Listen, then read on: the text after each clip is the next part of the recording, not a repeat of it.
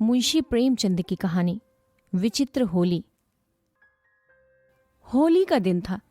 Mister A भी cross शिकार खेलने गए हुए थे। साइस, अर्दली, मेहतर, भिश्ती, ग्वाला, धोबी सब होली मना रहे थे। सबों ने साहब के जाते ही खूब गहरी भंग चढ़ाई थी और इस समय बगीचे में बैठे हुए होली फाग गा रहे थे, पर रह रहकर बंगले के फाटक की तरफ झांक लेते थे कि साहब आ तो नहीं रहे हैं। इतने में शेख नूर अली आकर सामने खड़े हो गए।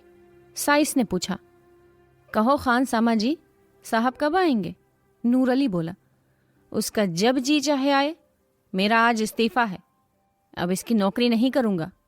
अर्दली ने कहा, ऐसी नौकरी फिर ना पाओगे, 4 पैसे ऊपर की आमदनी है, नाहक छोड़ते हो। नूर अली, अजी लानत भेजो, अब मुझसे गुलामी ना होगी। ये हमें जूतों से ठुकराए और हम इनकी गुलामी करें। आज यहां से डेरा कूच है, आओ तुम लोगों की दावत करूं। चले आओ कमरे में आराम से मेज पर डट जाओ, वो बोतलें पिलाऊं कि जिगर ठंडा हो जाए। साइस, और जो कहीं साहब आ जाएं। नूर अली, वो अभी नहीं आने का, चले आओ। साहब के नौकर प्रायः शराबी होते हैं। जिस दिन से साहब के यहाँ गुलामी लिखाई, उसी दिन से ये बला उनके सिर पड़ जाती है।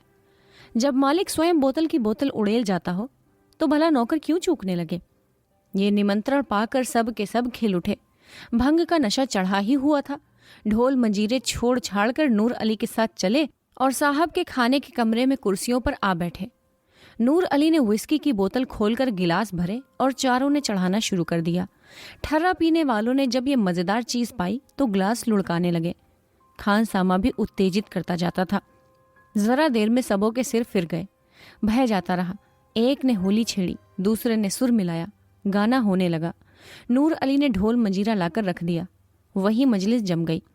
गाते गाते एक उठकर नाचने लगा, दूसरा उठा, यहाँ तक कि सब के सब कमरे में चौकड़ियां भरने लगे। हू हक मचने लगा। कबीर, फाग, चौताल, गाली गलौज, मार पीट, बारी बारी सबका नंबर आया। सब ऐसे निडर हो गए थे मानो अपने घर में हैं। कुर्सियां उलट गईं, दीवारों पर की तस्वीरें टूट गईं। एक ने मेज उलट दी, दूसरे ने रिकाबियों को गेंद बनाकर उछालना शुरू किया। यहाँ यही हंगामा मचा हुआ था कि शहर के रईस लाला उजागर मल का आगमन हुआ। उन्होंने ये कौतुक देखा तो चकराए। खानसामा से पूछा, ये क्या गोलमाल है शेख जी? साहब देखेंगे तो क्या कहेंगे? नूर अली, साहब का हुक्म ही ऐसा है तो क्या करें। जब उन्होंने अपने नौकरों की दावत की है, उनसे होली खेलने को भी कहा है। सुनते हैं लाड साहब के यहाँ से हुक्म आया है कि रियाया के साथ खूब रब्त जब्त रखो, उनके त्योहारों में शरीक हो, तभी तो ये हुक्म दिया है, नहीं तो इनके मिजाज ही ना मिलते थे। आइए तशरीफ रखिए, निकालू कोई मजेदार चीज, अभी हाल में विलायत से पार्सल आया है। सेठ उजागर मल बड़े उदार विचारों के मनुष्य थे। अंग्रेजी दावतों में बेधड़क शरीक होते थे। रहन सहन भी अंग्रेजी ही था और यूनियन क्लब के तो वो एकमात्र कर्ता ही थे। अंग्रेजों से उनकी खूब छनती थी और मिस्टर क्रॉस तो उनके परम मित्र ही थे। जिलाधीश से चाहे वो कोई हो, सदैव उनकी घनिष्ठता रहती थी। नूर अली की बातें सुनते ही एक कुर्सी पर बैठ गए और बोले, अच्छा ये बात है, हाँ तो फिर निकालो कोई मजेदार चीज, कुछ गजल भी हो जाए। नूर अली, हुजूर आपके लिए सब कुछ हाजिर है। लाला साहब कुछ तो घर से ही पीकर चले थे। यहाँ कई गिलास चढ़ाए तो जबान लड़खड़ाते हुए बोले, क्यों नूर अली, आज साहब होली खेलेंगे? जी हाँ, लेकिन मैं रंग वंग तो लाया नहीं। भेजो चटपट किसी को मेरी कोठी से रंग पिचकारी वगैरह लाए। साइस से, क्यों घसीटे, आज तो बड़ी बहार है। घसीटे बोला, बड़ी बहार है, होली है। उजागर गाते हुए, आज साहब के साथ मेरी होली मचेगी, आज साहब के साथ मेरी होली मचेगी, खूब पिचकारी चलाऊंगा। घसीटे, खूब अबीर लगाऊंगा। ग्वाला, खूब गुलाल उड़ाऊंगा। धोबी, बोतल पर बोतल चढ़ाऊंगा। अर्दली, खूब कबीरें सुनाऊंगा। उजागर, आज साहब के साथ मेरी होली मचेगी। नूर अली, अच्छा सब लोग संभल जाओ, साहब का मोटर आ रहा है। सेठ जी ये लीजिए, मैं दौड़कर रंग पिचकारी लाया, बस एक चौताल छेड़ दीजिए और जैसे ही साहब कमरे में आए उन पर पिचकारी छोड़िए और दूसरे से तुम लोग भी उनके मुंह में गुलाल मलो, साहब मारे खुशी के फूल जाएंगे। वो लो, मोटर हाथे में आ गया, होशियार। मिस्टर क्रॉस अपनी बंदूक हाथ में लिए मोटर से उतरे और लगे आदमियों को बुलाने, पर वहां तो जोरों से चौताल हो रहा था। सुनता कौन है? चकराए, ये मामला क्या है? क्या सब मेरे बंगले में गा रहे हैं? क्रोध से भरे हुए बंगले में दाखिल हुए तो डाइनिंग रूम से गाने की आवाज आ रही थी। अब क्या था, जामे से बाहर हो गए, चेहरा विकृत हो गया, हंटर उतार लिया और डाइनिंग रूम की ओर चले। लेकिन अभी तक एक कदम दरवाजे के बाहर ही था कि सेठ उजागरमल ने पिचकारी छोड़ी। सारे कपड़े तर हो गए, आंखों में भी रंग घुस गया। आंखें पोंछ ही रहे थे कि साइस ग्वाला सब के सब दौड़े और साहब को पकड़कर उनके मुंह में रंग मलने लगे। धोबी ने तेल और कालिख का पाउडर लगा दिया। साहब के क्रोध की सीमा न रही। हंटर लेकर सबको अंधाधुन पीटने लगे। बेचारे सोचे हुए थे कि साहब खुश होकर इनाम देंगे। हंटर पड़े तो नशा हिरन हो गया, कोई इधर भागा कोई उधर। सेठ उजागरमल ने ये रंग देखा तो ताड़ गए कि नूर अली ने झांसा दिया। एक कोने में दुबक रहे। जब कमरा नौकरों से खाली हो गया तो साहब उनकी ओर बढ़े।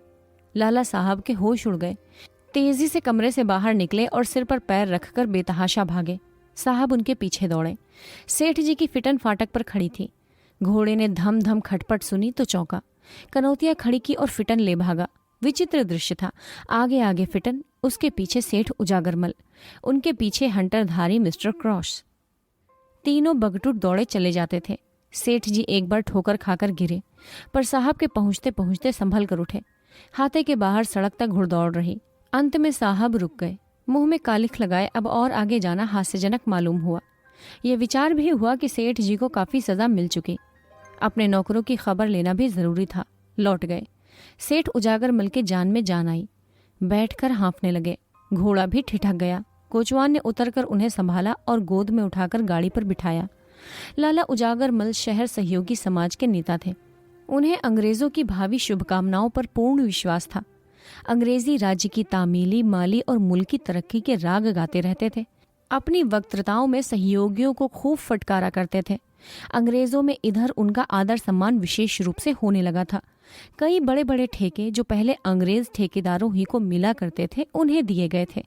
सहयोग ने उनके मान और धन को खूब बढ़ाया था। अतएव मुंह से चाहे वो असहयोग की कितनी ही निंदा करें, पर मन में उसकी उन्नति चाहते थे।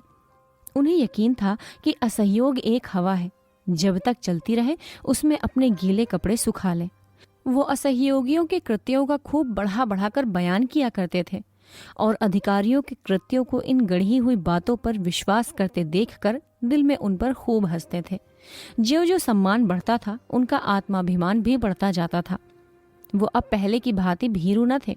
गाड़ी पर बैठे और जरा सांस फूलना बंद हुआ तो इस घटना की विवेचना करने लगे। अवश्य नूर अली ने मुझे धोखा दिया। उसकी असहयोगियों से भी मिली भगत है। ये लोग होली नहीं खेलते तो इनका इतना क्रोधोन्मत्त होना इसके सिवाय और क्या बतलाता है कि हमें ये लोग कुत्तों से बेहतर नहीं समझते। इनको अपने प्रभुत्व का कितना घमंड है। ये मेरे पीछे हंटर लेकर दौड़े। अब विदित हुआ कि ये जो मेरा थोड़ा बहुत सम्मान करते थे वो केवल धोखा था। मन में ये हमें अब नीच और कमीना समझते हैं। लाल रंग कोई बाढ़ नहीं था। हम बड़े दिनों में गिरजे जाते थे, इन्हें डालियां देते थे।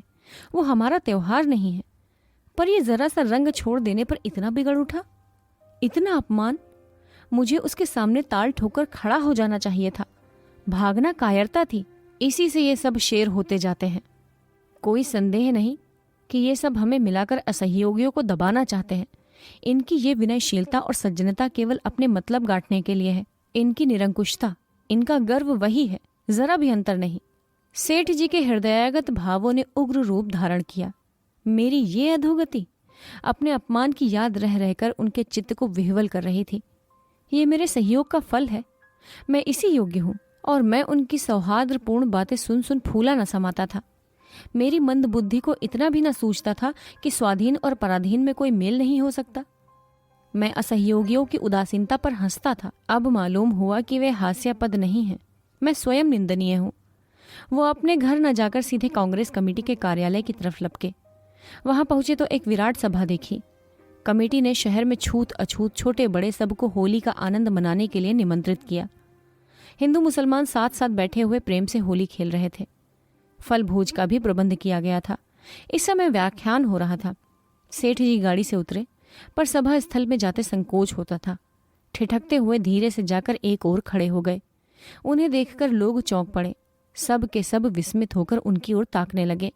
ये खुशामदियों के आचार्य आज यहाँ कैसे भूल पड़े? इन्हें तो किसी सहयोगी सभा में राजभक्ति का प्रस्ताव पास करना चाहिए था। शायद भेद लेने आए हैं कि ये लोग क्या कर रहे हैं। उन्हें चिढ़ाने के लिए लोगों ने कहा, कांग्रेस की जय। उजागर मल ने उच्च स्वर में कहा, असहयोग की जय। फिर ध्वनि हुई, खुशामदियों की छय। सेठ जी ने उच्च स्वर में कहा, जी हुजूरों की छय। ये कहकर वो समस्त उपस्थित जनों को विस्मय में डालते हुए मंच पर जा पहुंचे और गंभीर भाव से बोले, सज्जनों, मित्रों, मैंने अब तक आपसे असहयोग किया था, उसे क्षमा कीजिए। सच्चे दिल से आपसे क्षमा मांगता हूं। मुझे घर का भेदी, जासूस या विभीषण न समझिए। आज मेरी आंखों के सामने से पर्दा हट गया। आज इस पवित्र प्रेममयी होली के दिन मैं आपसे प्रेमालिंगन करने आया हूं। अपनी विशाल उदारता का आचरण कीजिए। आपसे द्रोह करने का आज मुझे दंड मिल गया। जिलाधीश ने आज मेरा घोर अपमान किया। मैं वहां से हंटरों की मार खाकर आपकी शरण में आया हूं। मैं देश का द्रोही था, जाति का शत्रु था। मैंने अपने स्वार्थ के वश, अपने अविश्वास के वश देश का बड़ा अहित किया। खूब कांटे बोए। उनका स्मरण करके ऐसा जी चाहता है कि हृदय के टुकड़े टुकड़े कर दूं। एक आवाज आई, हाँ अवश्य कर दीजिए। आपसे न बने तो मैं तैयार हूं। प्रधान की आवाज आई, ये कटु वाक्यों का अवसर नहीं है। नहीं, आपको ये कष्ट उठाने की जरूरत नहीं। मैं स्वयं ये काम भली भांति कर सकता हूं। पर अभी मुझे बहुत कुछ प्रायश्चित करना है। जाने कितने पापों की पूर्ति करनी है। आशा करता हूं कि जीवन के बचे हुए दिन इसी प्रायश्चित करने में, यही मुंह की कालीमा धोने में काटूं। आपसे केवल इतनी ही प्रार्थना है कि मुझे आत्म सुधार का अवसर दीजिए। मुझ पर विश्वास कीजिए और मुझे अपना दीन सेवक समझिए। मैं आज से अपना तन, मन, धन सब आप पर अर्पण करता हूं। मुंशी प्रेमचंद की कहानी विचित्र होली। कथावाचक सोनम।